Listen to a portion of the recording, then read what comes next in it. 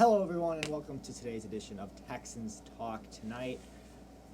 Fun video for you, looking forward to this. A discussion about how our preseason went and just talking about some notable roster moves, breaking down some of those for you today.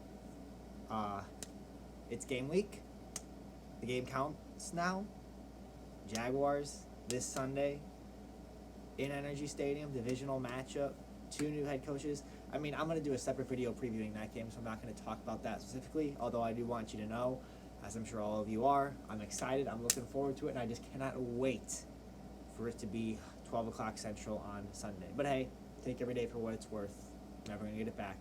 Sunday will come eventually. But anyway, our preseason, we went 2-1, beating the Packers and Cowboys, losing to the Buccaneers. That's not what it's about. It's about, and David Culley has alluded to this, and lots of coaches around the league allude to this. Yes, they're keeping score. Yes, they're keeping wins and losses. But at the end of the day, preseason is about learning more about your team, seeing what guys are the best and what guys deserve the most playing time, what play calls work here. And I feel like we learned a lot about the Houston Texans. I was the most excited as a Texans fan for this preseason than any preseason I can remember, just because we have so many new faces. We have a new coach, stuff like that. We have a rookie quarterback.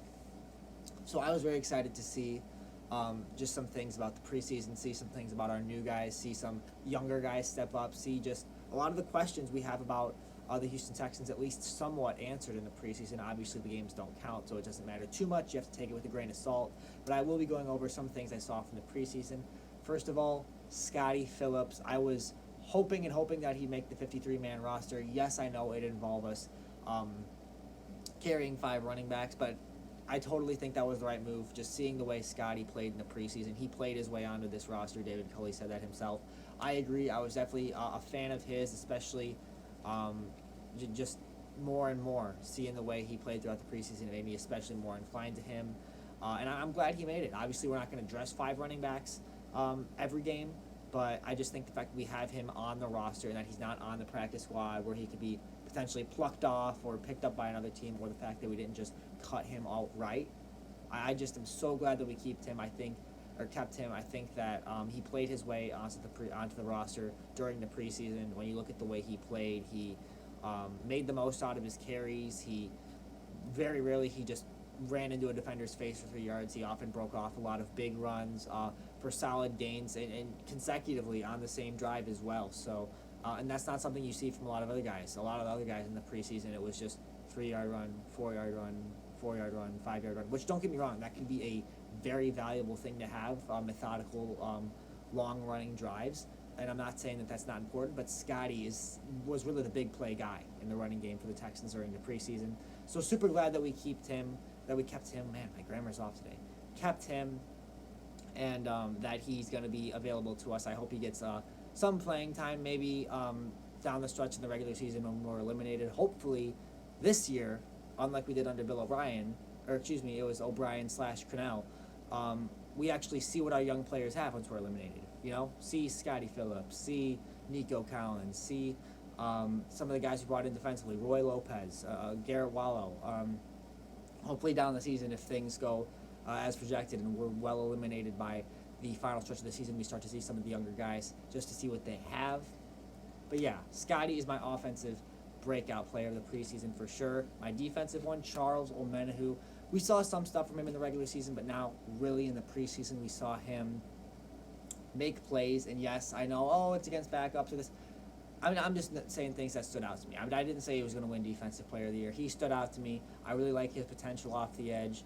Could potentially be the guy that fills the void of J.J. Watt. Obviously, big shoes to fill, but I just love the energy he plays with, the playmaking ability, and just the general way he plays the game really impressed me in preseason. So he is a guy that I really think, like he did in preseason, will have an impact in the regular season, forcing turnovers, making big plays, sacking the quarterback, and I just think his presence will be valuable for that Texans defense. I think we saw a sneak peek of it in the preseason, and I think, the amount of people that know around the league, that know who Charles Omenihu is going to be a lot higher mid-season and at the end of the season than it is right now, because I think he's going to play his way into relevancy around the league, and he could be one of our defensive players. So that's my defensive breakout player. of the preseason. And another guy I kind of want to just side note is Jacob Martin. Jacob Martin is a guy I've liked for a couple of years. I think he has potential. I think he hasn't reached his ceiling yet, and I'm excited to see Jacob kind of used as more of a blitzer, more of a hybrid linebacker / defensive end. I don't think he's more of a cover linebacker like maybe a guy like Kamu Grugier-Hill. He's going to be a cover linebacker, going to drop back a lot, going to cover running backs a lot. I don't think that's going to be Jacob Martin. I think Jacob Martin's going to be more of a attack, stop the runs up the middle, or a blitzer. And I just think Jacob Martin has potential. I think he moves around really well. He's a strong tackler and just a player with a lot of upside that I'm looking forward to watching. And again, we saw flashes of it in the preseason. But look, if there's one thing in the preseason, again, games don't count. Teams are playing players that half of them have probably been cut already. You got to look at this and say, okay, maybe that does signify something, or maybe that's worth at least a little bit.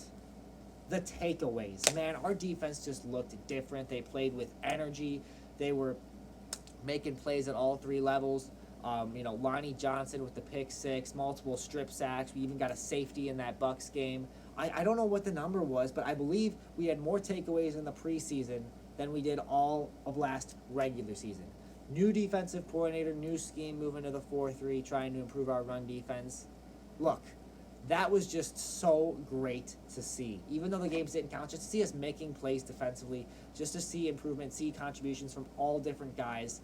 It was refreshing. So the takeaways in the preseason, definitely something that is one of my biggest takeaways.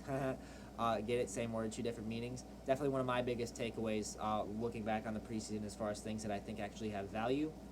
So defensively, I think we're a different animal. I think the defensive players are speaking highly of the new scheme. Lovie Smith, early impression of him as our DC, nothing but good things to say about him from me. And I just think some of the guys we brought in have talent, and some of the guys that we already have, like Jacob Martin, like Charles Omena, both of whom I mentioned. Also Justin Reed, super excited to watch him, and Desmond King, another guy who, by the way, I want Desmond King returning some punts in the regular season. He didn't move fast returning punts. He just found open space. He didn't speed down the sideline or anything. He just kept finding open space, held on to the football, and actually broke off a couple nice returns. So I get it.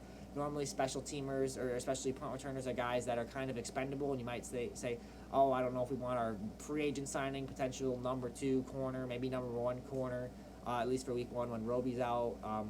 We don't want to risk him getting injured returning punts, but hey, if he can do the job, he can do the job. I want to see Desmond King returning punts. I think he did really well with that in the preseason. Also, Justin Reed kicking off. Hey, it does add an extra defender out there, a guy who could actually legitimately tackle. Lowers the risk of injury for a guy like Kaimi Fairbairn, who we left out of the Bucs game for precautionary reasons. Kaimi probably not a good tackler because he's a kicker. Also don't want to risk him getting injured, trying to stop a big return. Maybe we'll have Justin Reed handle the kickoff duty and Kaimi deal with the field goals. So, although I really wanted to see Justin kick a field goal in the preseason game. Why not? The game doesn't count. But anyway, that's in the past. So maybe, just maybe, if we're 3-11 and eliminated and stuff like that, why not just have Justin handle the kickoffs for a week? Just see how it goes. See if it'll work next year. So I don't know about week 1, but I do hope to see us get creative with that at some point in the season. I know I gotta mention a couple things more about the preseason. Davis Mills, up and down. I mean, didn't really get much gain or loss in terms of my opinion of him. I think that consistency is a big thing. I think that going through his progressions faster is a big thing, but I also think that he's got the mental aspect of the game. He's made some nice throws. He knows his own abilities, and he's a good game manager. So for Mills, some ups, some downs. That Bucs game was kind of ugly, but there was some potential in the preseason. But he's a third-round rookie, so I don't want to be too harsh. We'll see what happens. So Davis Mills, some good, some bad, but I do agree with our decision naming Tyrod Taylor the starter. Thought Tyrod did some nice things in the preseason. He's got some mobility, and I'm just so excited that Tyrod finally has a chance to have a team be his team and not have someone being imminently there to replace him or someone puncturing his lungs. So super happy for Tyrod. Definitely a guy I'm rooting for on this team. Obviously, I'm rooting for all guys, but Tyrod, when you look at what he's been through over the past few years, I'm just very glad, and I think a lot of football fans around the league are glad that he's got a chance to have a team be Tyrod Taylor's team. So with that, those are my thoughts on the preseason. A couple of roster notes. Releasing Kiki QT. I kind of get it. I mean, we brought some other receivers in, drafting Nico, trading for Anthony. I get it. I mean, he's a guy I always rooted for. Had some nice catches, but also had some fumble problems. Also, just didn't really quite get there. He had flashes, he had moments, but I think it got to a point where we had to say, okay, you were a 4th-round pick, never quite played up to that potential, drafted you in 2018. I really liked him as a player, but, I mean, it got to a point where it was like, okay, we can't keep waiting for you to break out. We've got other guys that are going to be ahead of you on the depth chart anyway. You're not going to see the field much, so you know what? Times ran out. 4th-round pick in 2018 still hasn't quite gotten to the level we expected, so going to cut ties. So a difficult cut, not crazy surprising when I thought about it, but I get it. And he went to the Colts practice squad, which is kind of ironic because I was at the Texans game in Indianapolis where he fumbled away the game against the Colts the second time. We also did that 2 weeks before that, but hey, looking forward, not behind. So personally, as a fan, I'm a bit sad to see Kiki go from a football executive standpoint, from the GM coach. I get it. So I mean, I would say wishing Kiki well. I'm wishing him well, but he is kind of on the division rival. So I'm wishing him well. I hope he gets onto the active roster at some point. And I hope that just when he's not playing us, he can do some nice things.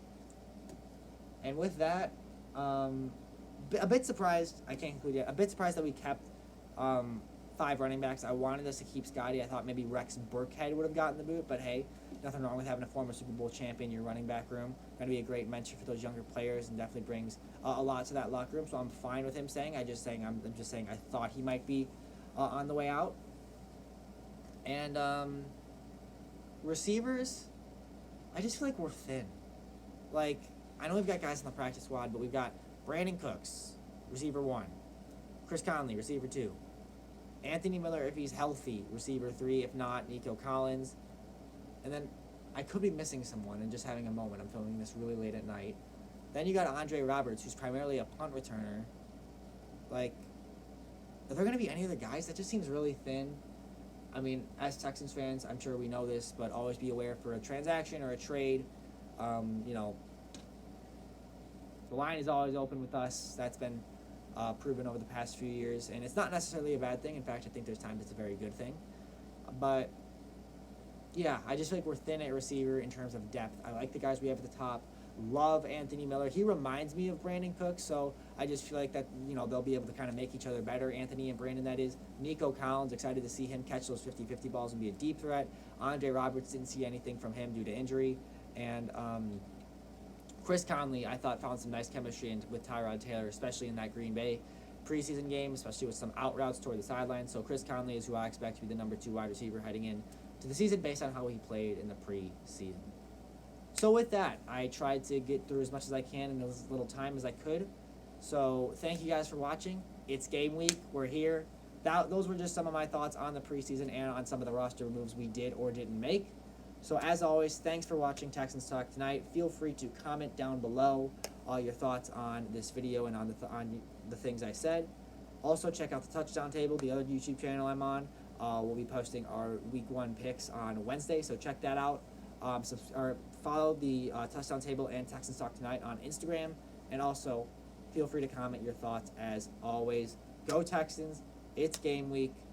As always, thank you guys. We're almost there. Sunday, 12 o'clock versus the Jaguars. I'll have a preview video for you guys later in the week, but until then, go Texans and enjoy the week.